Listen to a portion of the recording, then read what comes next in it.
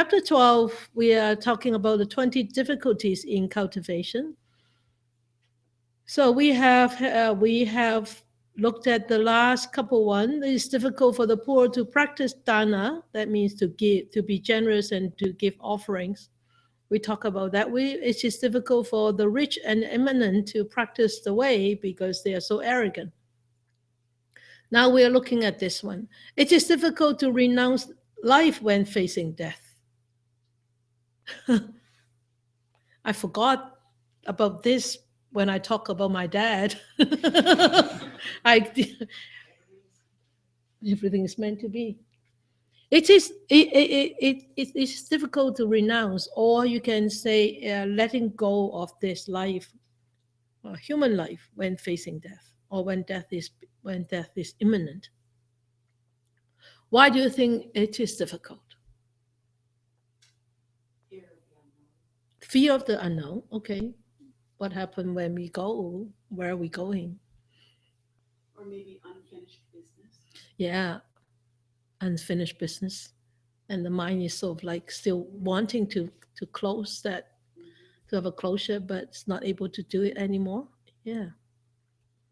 Too much attachment to the body itself. Yeah, too much attachment to the body itself is actually the most, the one big obstacle. Okay, what else? I mean, it's you can volunteer any answers. There is no or correct answer. There is no wrong answer. What do you think? Put it into your Paul. You're worried about all the things you've collected. Oh yeah, your possessions. Yeah, I should start worrying about my books. Yeah. Or you might worry about the people you're leaving behind. Yeah. Especially if you have a young family or elder family, and you're the one who look after them. Yeah. Anybody else? Volunteer? Fear of the unknown, what is next? Yeah. Yes. Fear of the unknown. Maria said that. Tessa agree. Anybody? Any volunteers of the volunteer answer? Huh? Why me? Oh, why does it happen to me? That means they don't understand, right? They don't understand the nature of existence then, right? They don't understand that the death is actually a natural cycle. And they don't understand. Even though maybe on the surface they understand, oh, they see the tree in the winter, all bare, all bare except the evergreen. And then in the spring it comes back. Yeah, it happens to the tree, but it should not happen to me. Right? Why me? It should happen to anybody, but not me, nor in my family. So that's the ignorance part that they don't understand, and they don't see the truth behind the whole existence, and it's like a cycle revolving itself. And because the awareness of this impermanence is very superficial, they really do not actually get to the deep part of the whole concept. And and in the back of the mind there is a wishful thinking. It won't happen. No, it can't. No. So that's why when people are diagnosed to have terminal illnesses, they are shocked. Why me? And a lot of times, even though the situation could be not as worse, but because of the fear, because of the negativity, that actually makes it worse. And actually, sometimes the fear can kill somebody. Yeah. I have a student who actually was diagnosed to have a cancer, relapse after 10 years.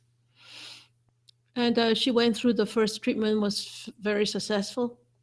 And then the doctor said, the oncologist said, you need to have a second batch of chemotherapy, the next batch, and then it will be all cleared. you'll be safe. And so she said, okay. So she asked the doctor what kind of therapy that she's going to receive. So the doctors gave her the name. So she went back to search on the internet. Of course, it's so easily available now. So internet, oh, such and such drug, da da da da da da da da da da da da da da da, and complications, da da da da da da da da da da, and all of a sudden she read one complication is there is a possibility, a 7% that somebody will get a fibrotic lung. You know what is a fibrotic lung? That means the lung becomes hard. It's a reaction. And da da da da da. And then she read further. And then out of that 7%, she read something. For example, like 7% of this 7% is most likely to be Asians, like Chinese people, Taiwanese people, Thai people, Vietnamese people, you know, Southeast Asian people. And she started to get so scared. She said, what happened? If I am that 7% of that 7%, then she was sort of like calculated the possibility that she will get these complications. So they do a tester on her. One day they do a tester on her, and then she has some reaction on the arms, and she went back to the doctor, and she said, I my nose get very stuffy, and I have a very heavy chest, and all that. And the doctor said, I think you should go back to see your oncologist. She said, no, it's a flu, it's a cold. I have a cold. I caught a bug. Her family doctor said, no, you haven't got a bug. I think you should go back to the oncologist and ask them, you know, is there something with the drug? And she said, no, give me some medicine. I think I've got a bug. And the doctor said, I have no medicine for a bug, for a cold. The best medicine is sleep and drink and rest. So what can she do, right? So she went back home and she got so scared, and she told her husband, you need to stay with me all the time. And it's summertime, and her husband went to the garden to work, and she said, no, no, no, you come back, come back. She moved from the second floor to the first floor because she didn't want to go to her bedroom to go to washroom. She wants to be downstairs, so her husband is always inside, in her sight. Then the second week, she went back to a tester again, and the same reaction came. And she went to the family doctor again, and the family doctor said, this is definitely a reaction. Go and tell your oncologist. So strange. When the third week, of course, those really minute dosage, right? So the complication wasn't as bad.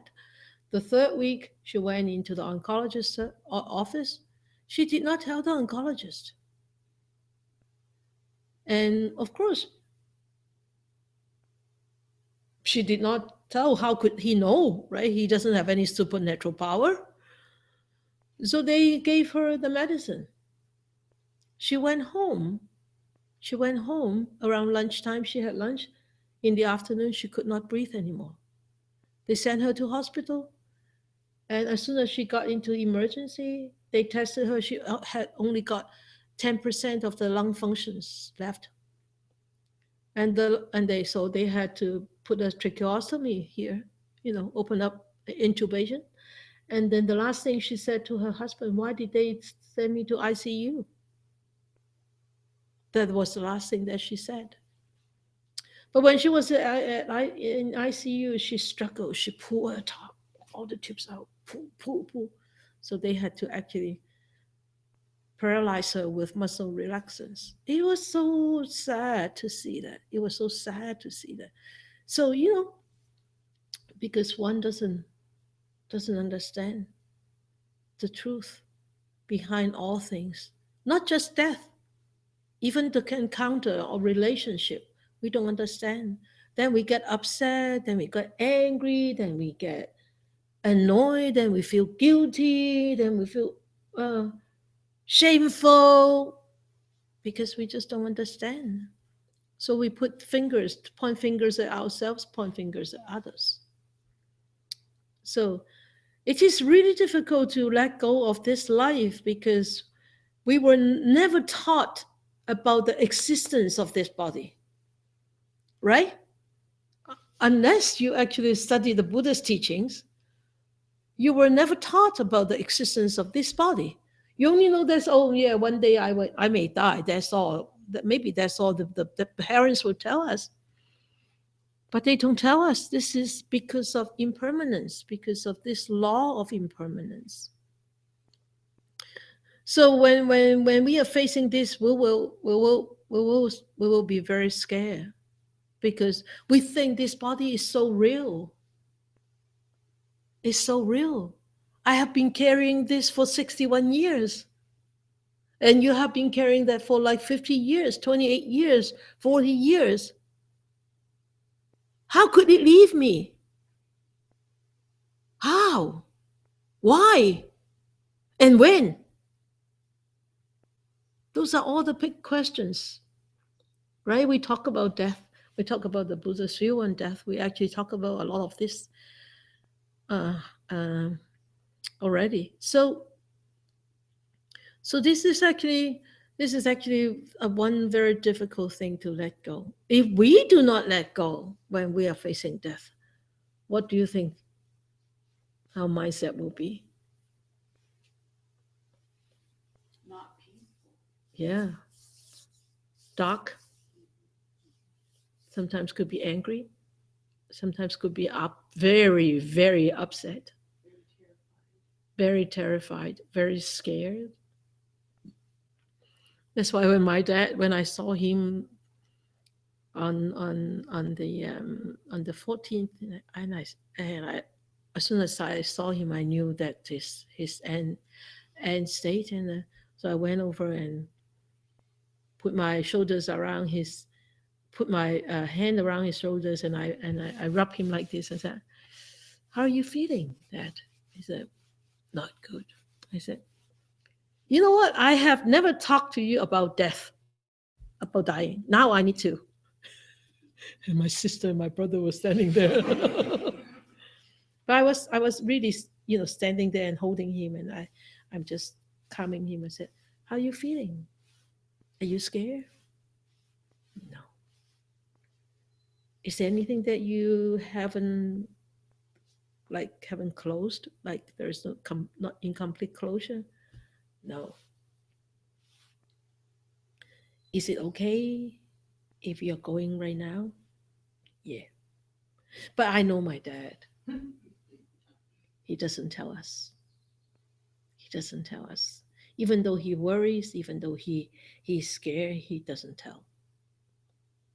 So, so we did quite a bit of work in that last couple of days, and eventually he really let go, and that was a blessing, big blessing to all of us. It was a big blessing to see him go like this, and he taught us a lot of things. Really, when you want to let go, you have your own choice.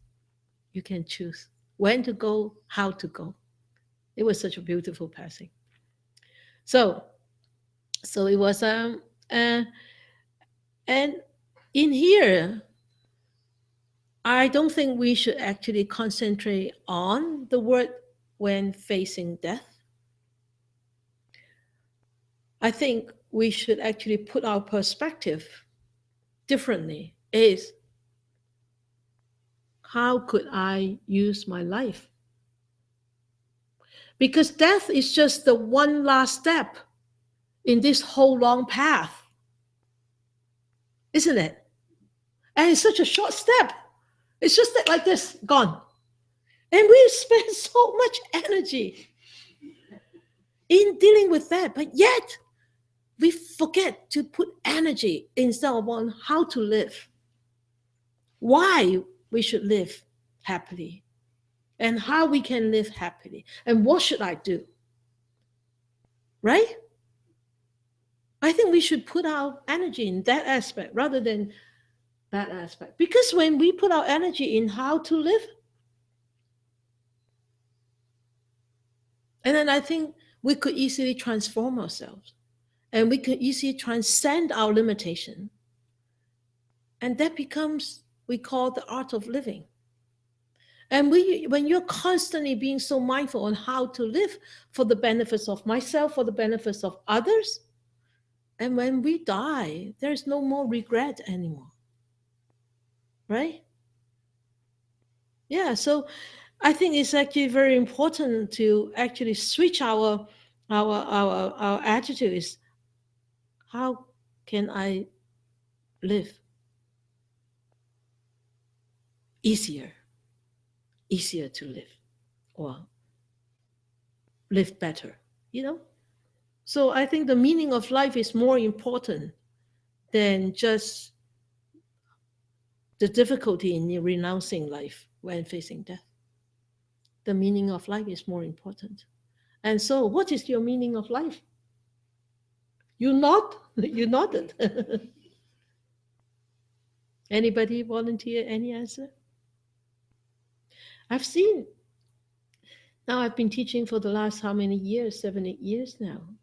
I've seen this changes, constantly changes. It's so amazing, seeing this in the old hall, in here, in Vancouver.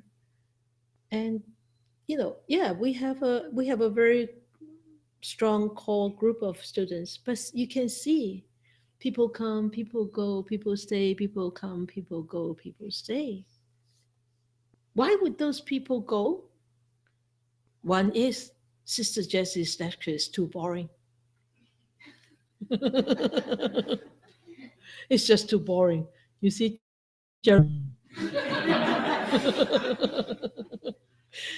and no, I don't learn anything. I don't learn anything from it. No. Or they think, yes, this is important, but my thing is more important. My thing outside is more important. And also one thing is very, very, I see it very different in the Eastern culture and the Western culture. I can do it on my own. In the Western culture, I can do it on my own. I can read, especially now with the internet. I can go online. I learn meditation. I saw a meditation, a learning meditation on Facebook today. I'm talking about my favorite Facebook again. Learn how to meditate. Wow, 20 minutes of instructions on the Facebook. So why would people bother to go and take a course?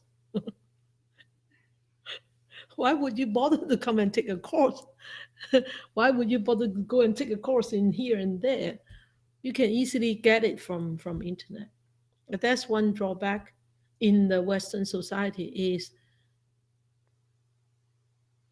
you think that you're totally independent, completely independent. You can do it on your own. Underestimate the support, the encouragement, and the encouragement and the support and whatever you want to call it from a group. People can meditate on their own sometimes. Seasoned meditator can. But for the fresh ones, sometimes they say, oh, no, can't meditate. Better turn on the TV and meditate. Yeah, and watch the TV. Yes, I'm very mindful. There's the meditation.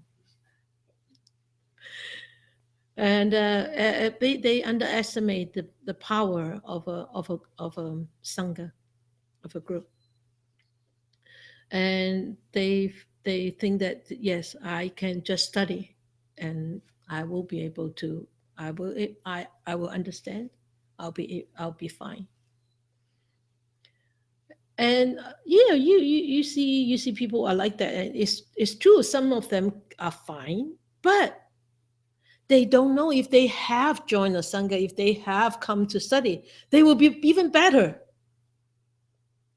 Right? Agree? You have to, because you're sitting here. Oh, so do you think of your life? What's the meaning of your life? The meaning of life is actually so much more crucial than actually the time when you face that. Volunteer answers. Don't know the meaning of life. I don't know the meaning. Very good. You see, a lot of people are like, I like you, Lynn. Really, we don't know the meaning of life.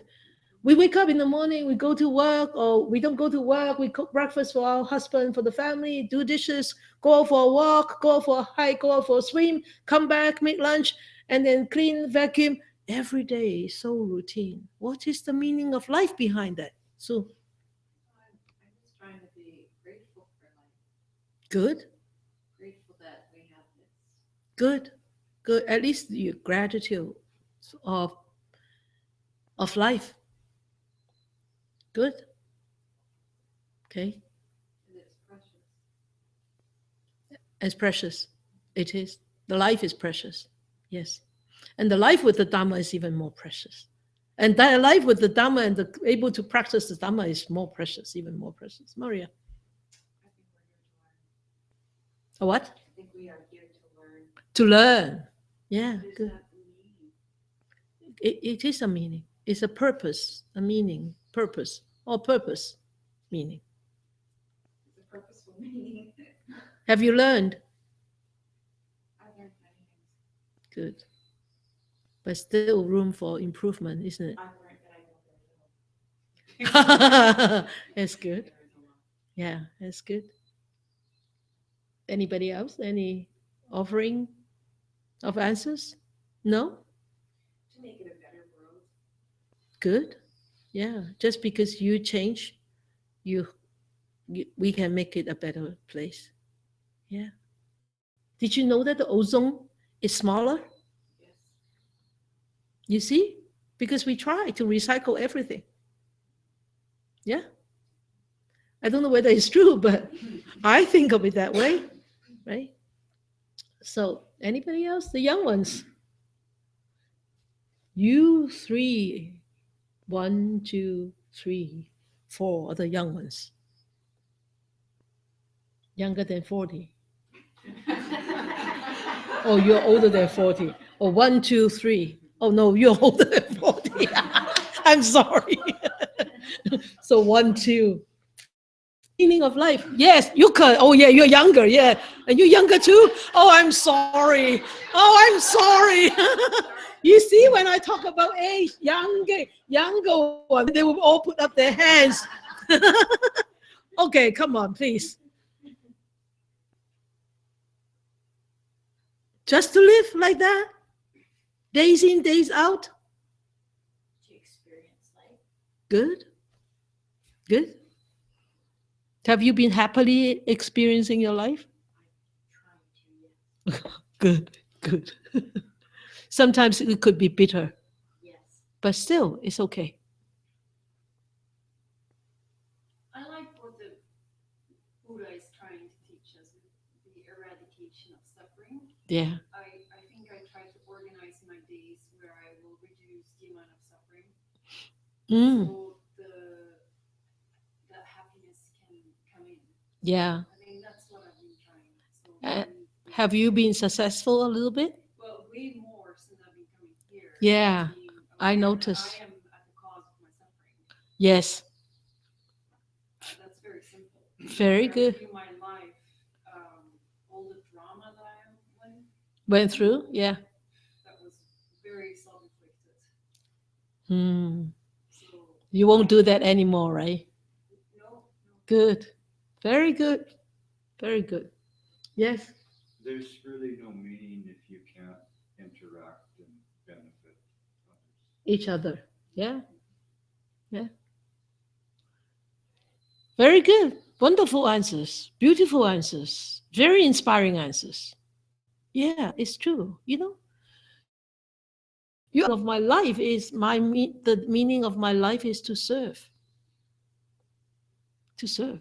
And so people are, and sometimes they ever say, Sifu, your timetable is so full. I say, yes. So what? If you can put one more thing in, you try. No, you can't. You have to rest. I said, that's okay. I can rest later on. Ever since we started this project 10 years ago, and I think my life has been really changed, turn around, completely turn around. And I kept looking at this project in the last few days or last weeks after my father died. I just looked at it and said, what have I got myself into? I didn't get myself into this. It's my karma who get myself into this. My karma to be living in Chilliwack, my karma to become a nun, and my karma to be able to speak English. And my karma of having that kind of vow when I was still working at the hospital, the vow of Buddha's teaching is so wonderful, and I have benefited so much from it. I really should try, in my lifetime, to spread the words of the Buddha in English. That was one wish that actually just came up when I was treating my patient. And it kept coming up for 3 more times. So strange, but nothing is strange. It's meant to be. You want to call it it's meant to be? It's all karma. I was not as hardworking as I am right now. Because I like quiet life. I really did not like too much traveling, too much turmoil. I like quiet life. And sometimes I need the quiet to myself. I am a lone wolf, very much of a lone wolf. I used to be. Now I can't, because I can't be a lone wolf. Then I walk away all the time from my students. It doesn't work, right? So when I look at this whole project, I said, wow, how fortunate I am to have this opportunity to serve Dhamma in such a way. Building a meditation center. I said, wow, where did all these merits come from? Probably given by all my family and my students and my friends who have been supporting me all the time. These are their merits, it's not my merit. So I said, yeah, you better work hard. You have taken a lot of merits from others. better work hard. And I realized, I come to a realization almost 2 years ago when my schedule was so chaotic, it was so hectic, and said, this is not my life anymore. This life doesn't belong to me anymore. It belongs to the Dhamma. Just use it. But sometimes I bargain with the Dhamma. Can I have a couple of days break? And I need some rest. I need some, walk along the river, and sleep, rest. Okay. All right. So now we go to the next slide.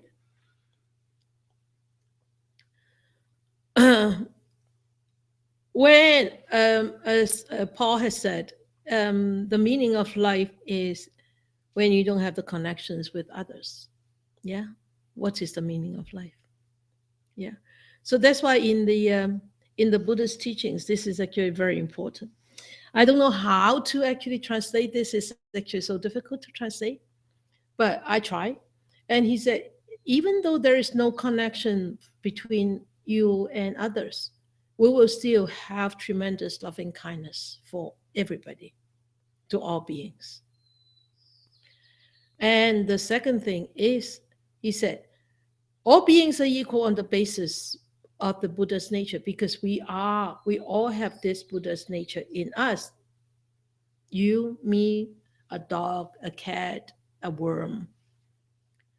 Therefore, we should treat all beings with compassion. And loving kindness and compassion is different. Okay?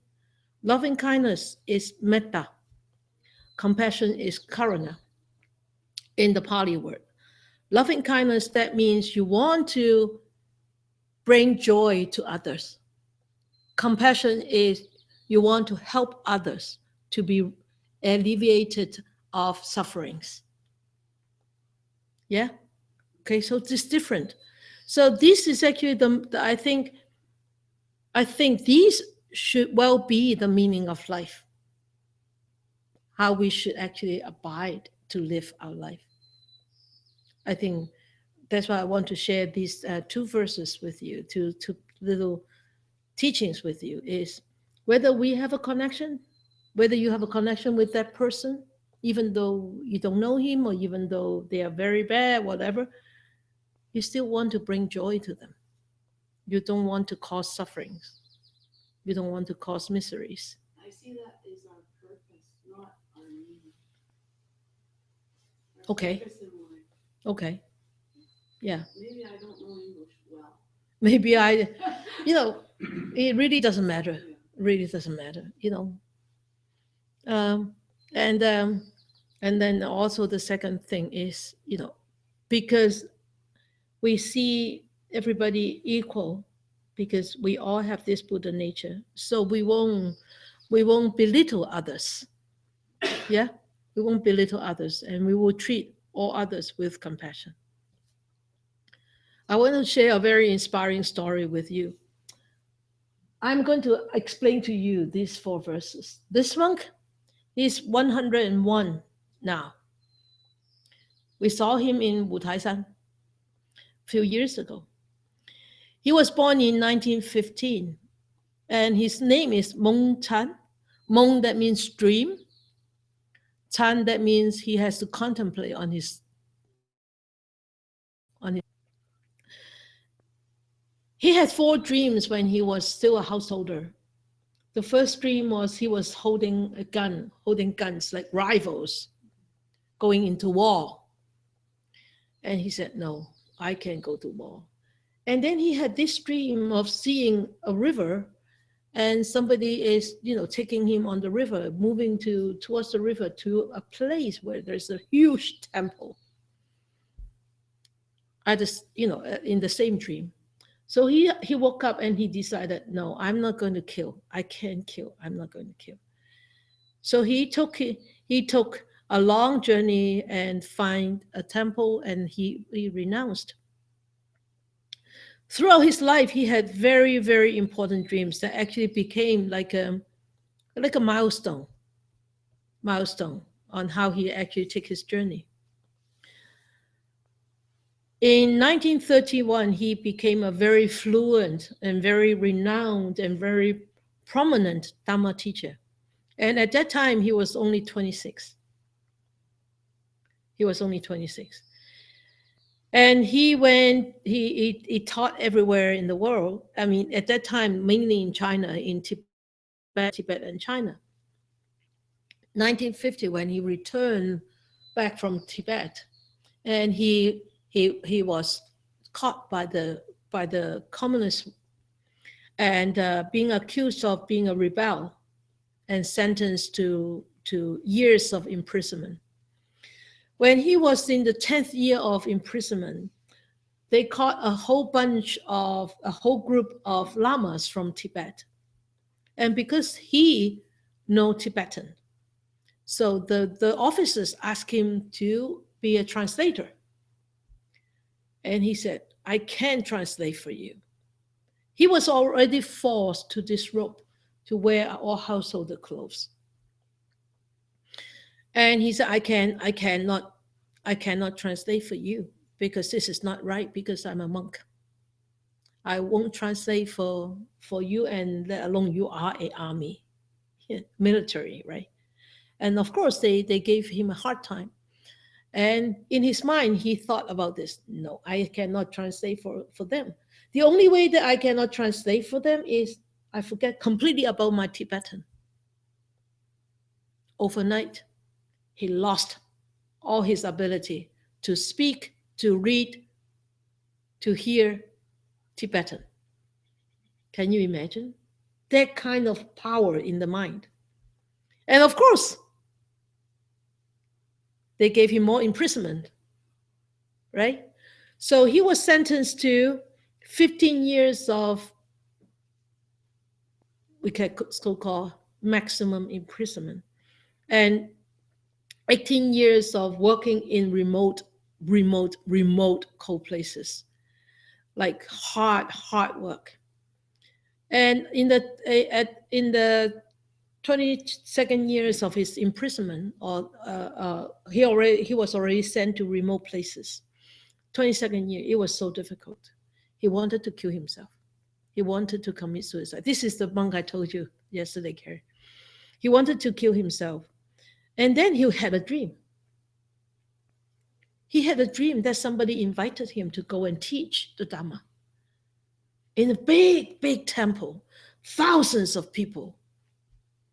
And he woke up. He said, I still have duties to fulfill.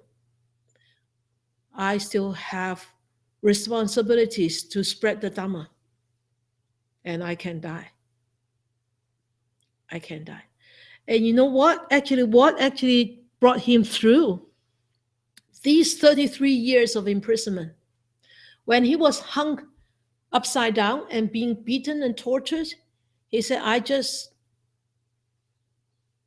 contemplated, I am upside down in my mother's womb, inside my mother's womb, being so compressed by my mother's little womb and all this heat and blood and everything. He said, I was just contemplating on that all the time when he was tortured. So what got him through was these actually 4 verses. The first verse, he said, 假使熱鐵輪, if there is a hot iron will, 在雨頂上時, up above my head, right here, hot iron will, okay? 終不以此苦. 終, that means no matter how bad it is, I never will, because of these sufferings, I will lose my heart to practice. Some, that means the heart. 菩提, that means bodhi. 退失, that means lose. Okay? I will not lose my heart to practice because of this suffering.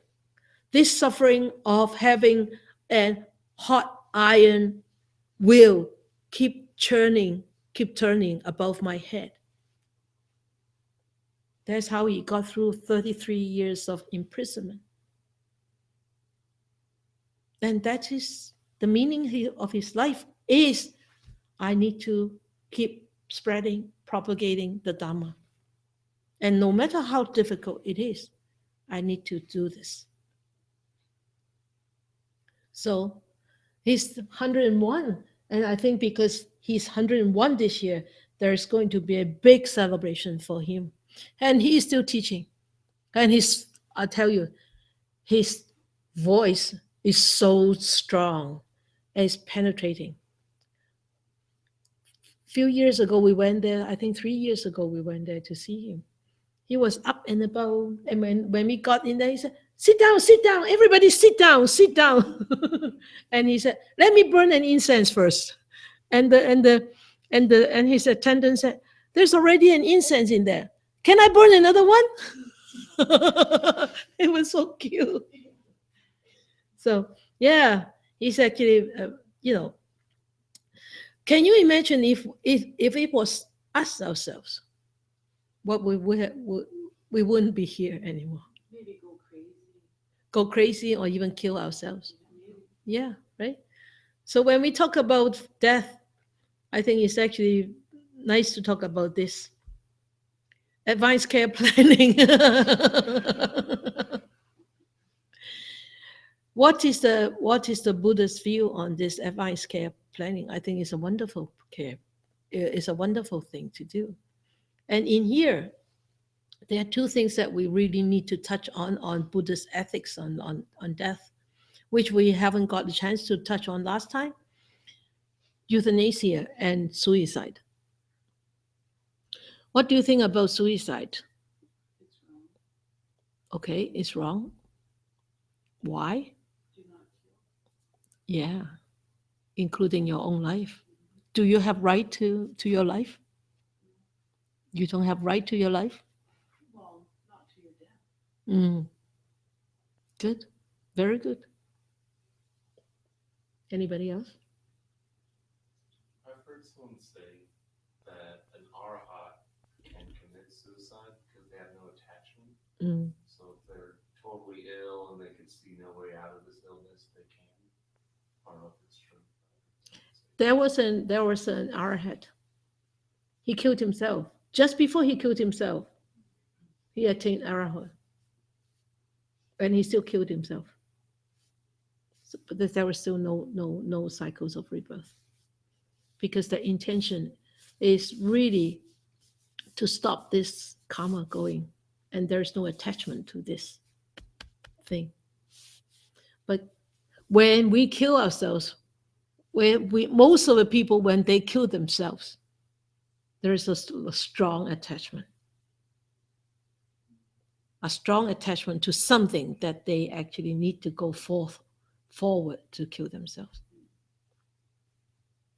Anybody? Maria, you put up your hand. I was just going to say, from what I understand of the teachings, that suicide is actually pointless because you're just going to carry it with you into the next life anyway and make things more difficult for yourself. Exactly. And I always say, you have heard, I think you probably have heard that. The real cause of death is not heart attack. It's not terminal cancer. It's not car accident. What is? Karma. Yeah, the real cause of death should be written karma. Then we don't need to do any autopsy. Right? Isn't it karma? It's all karma, right? So suicide is not considered to be a right thing to do. So, With suicide, they just have no way out. yeah, They don't know how to deal with suffering. yeah. They don't have the teaching of the Buddha. My mother committed suicide. Do I blame her? Not anymore. No, don't blame her. She couldn't. No, don't blame her. No, it's not blaming her. It's that we should have compassion for them, because this is they were so stuck in their mind, they couldn't find a way out. They couldn't find a way out. Even Buddhists committed suicide, Yuka, because even if Buddhists they have encountered the Buddhist teachings, but they don't understand, they don't practice, even they committed suicide. I have seen meditation teachers committed suicide. I have seen Buddhists committed suicide. Why? Because the karma, isn't it? So let us wish that their karma will, after this suicide, will be eradicated. Will be eradicated, and hopefully next life, the karma will be less strong. Yeah, and that is how we should actually view this. And it doesn't happen because of no reasons. It doesn't happen. It happens because of karma. And learn from this. And that's why I say to people whose family have lost people because of suicide, they didn't want to do this, but they are stuck. They are in a dead-end street. They think they are in a dead-end street. They think. They couldn't find a way out. And at that time, I think there was no help. They think that they had no help. And, all sorts of reasons. But the strongest reason is just karma.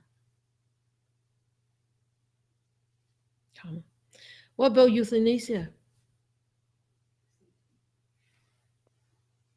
I disagree. Do you?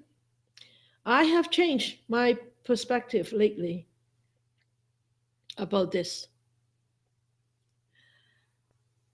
if a person is really, really so sick and so ill, and they just don't have the energy, the urge to live on anymore, so sick, and so dependent, and so stressed, so depressed, and there was no hope, there was no more light for them, only if they ask for it themselves. The family don't have any right to do anything. No. Only if they say, as Paul said before, he said, if I'm like lying there, please put me into the jungle, into the forest. Let me die there. That is the will. Isn't it? It's a will. It's a will given to us. Whether we will carry that out, I don't know. But that is his will. And I started to see it differently. There was an interesting documentary on people that suffer from mental illness and wanting to commit suicide and treating it as a terminal illness. And with the new euthanasia laws coming in, want it to be applicable to them. Yeah. So that they can commit suicide by and call it euthanasia. Yeah, you can call it. Yeah. So there's a tricky. It's tricky. It's very tricky. For them, they are terminally ill and they see no way out. No way out. Yeah. And that is the end for them. Yeah. Yeah. And then they want the laws to change so that they can have. Yeah. So it's tricky. It's a very tricky thing, but I think it all has to come from that person. Yeah. All has to come from that person. Do you see any compassion in that? Compassion in what? Yes, in the sense that the person who is terminally ill is unable to communicate. Oh, you mean others doing it for them without their agreement? No. Only if the person has written down and voiced out their own wishes. If there is still one little hope, we'll still try to save the life. We need to contemplate more on this. But I'm slowly, changing my view on this. It is really not proper, but I'm thinking in the sense of who's going to be doing it.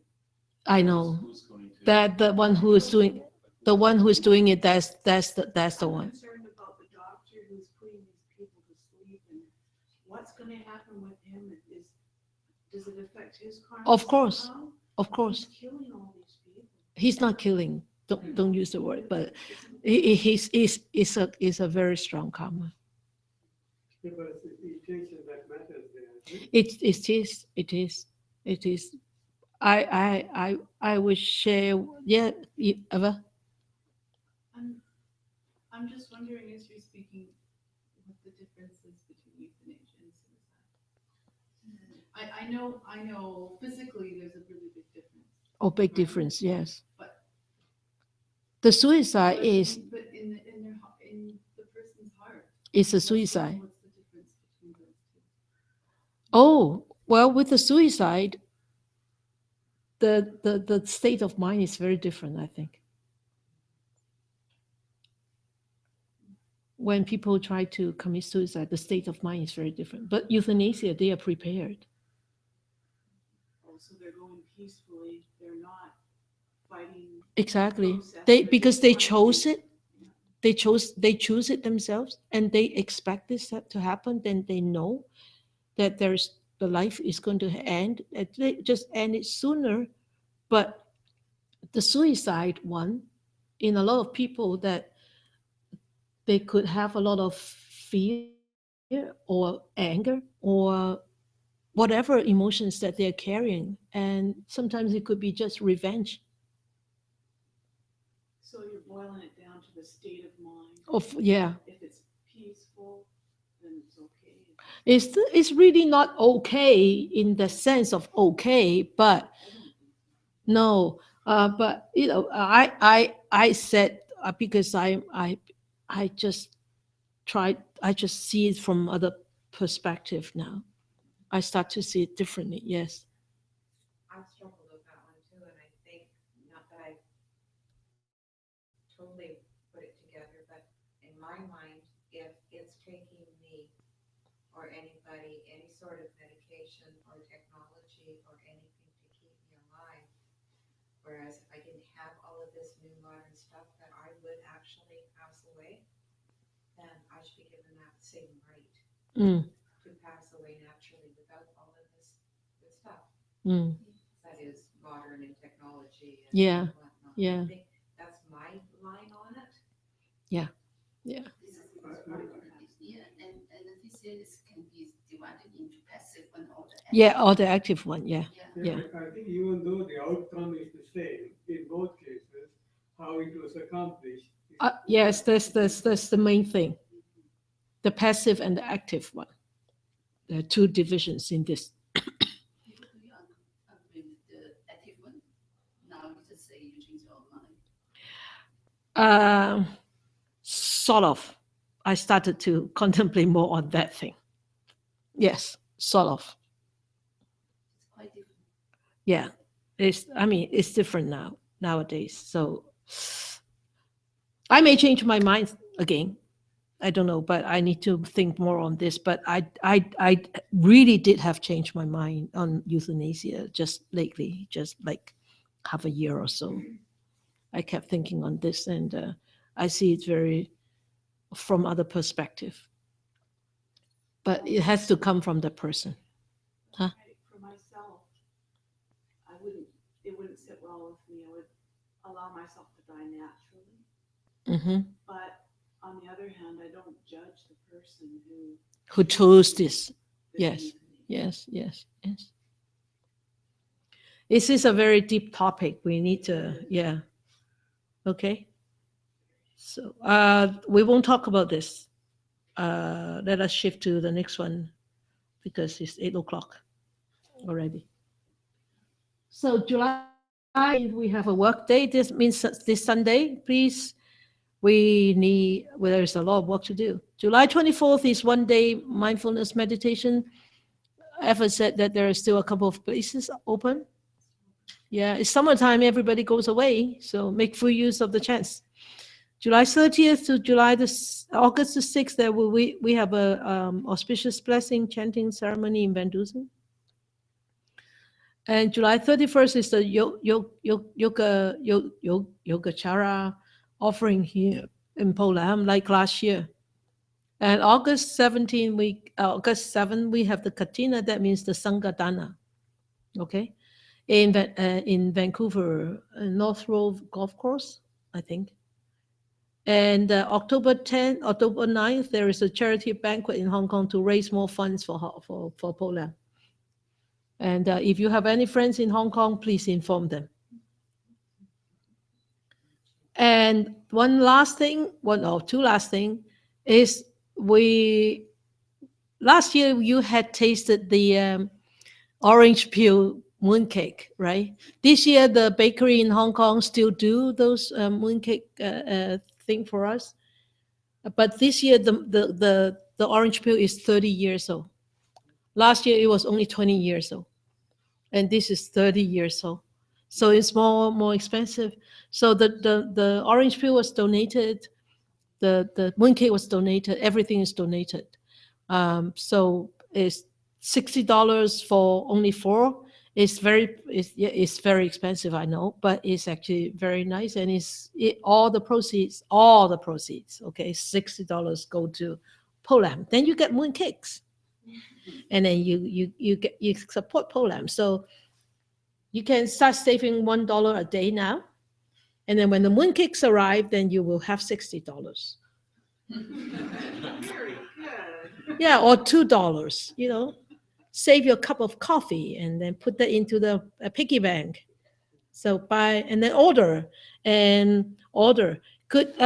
Lin, could you be the contact to take the order?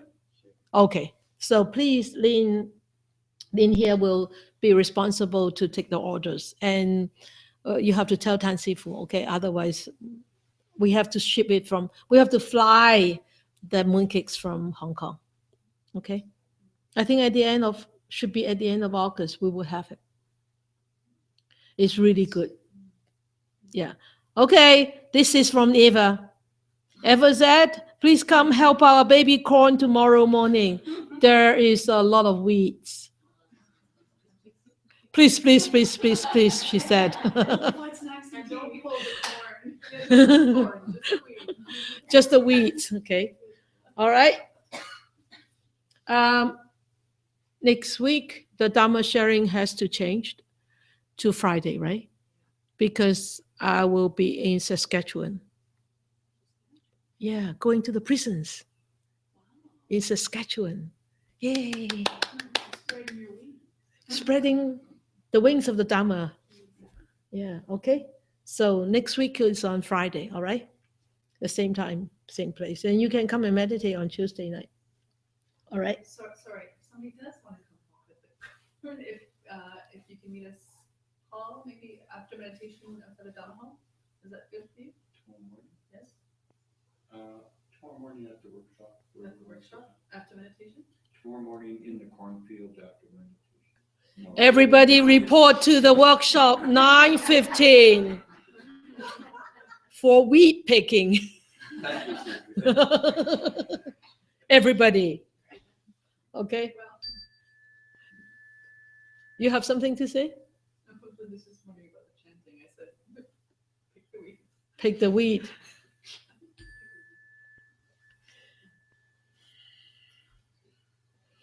Now let us come back to this body, this wonderful body that we have.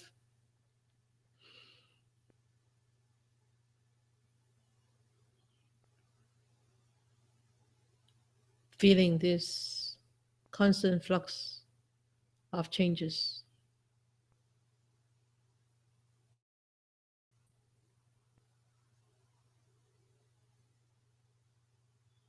And we allow this good thought to arise on our mind. For all the benefits that I gather tonight, hearing the words of the Buddha, may I share with all beings, human, non-human, visible, invisible, big or small, far or near. May they be free of enmity. May they be free of miseries. May they start to live in a world with warmth, brightness, experience love and peace, and be happy.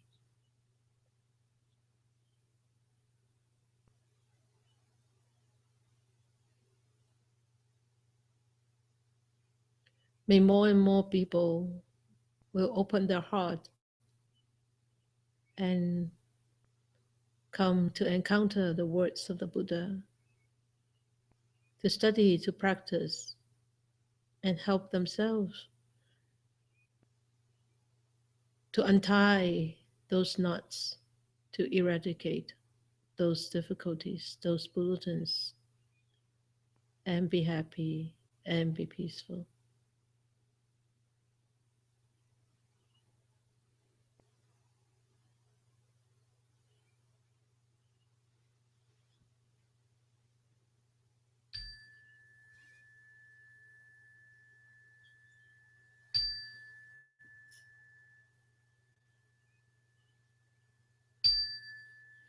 Okay, have a good week.